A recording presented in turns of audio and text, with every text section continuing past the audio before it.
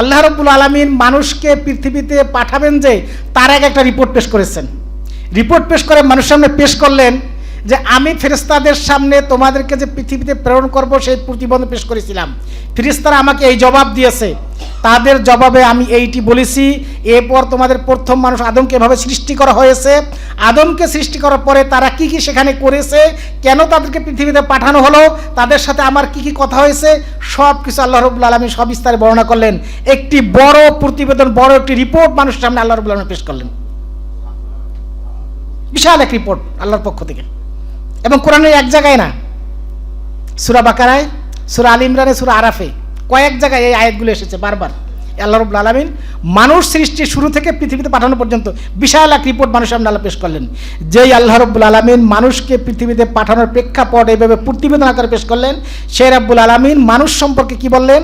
অকুল্লু ইনসানুন আলসামনাহু তায়রাহু ওয়া উনুকিহি ওয়া নুখরিজু লাহু ইয়াওমাল কিয়ামাতি কিতাবান ইয়ালকাহু মানশুরা। আমি প্রত্যেক মানুষের গলায় তার ভালো মন্দের কিতাব ঝুলিয়ে দিয়েছি, এবং এটি সেদিন তাদের সামনে পেশ করা হবে। আজ থেকে 1400 বছর আগে যখন মানুষের সামনে এই কথাটি বলা হতো, তোমার গলায় একটি রেকর্ড ঝুলানো আছে, সব কিছু রেকর্ড হচ্ছে, তোমাকে সব দেখানো হবে তুমি কি কি করতেছো, সে মানুষগুলো অবাক বিস্ময়ে প্রশ্ন করতে, এটা কি সম্ভব? আজকে বিজ্ঞানের এই আবিষ্কারের পরে এই প্রশ্ন আর কারো করার সুযোগ নেই যে আমি কি করেছি আর কি করিনি। পৃথিবীর কেউ দেখেনি, মনে করতেছি, কিন্তু রেকর্ড হয়ে যাচ্ছে।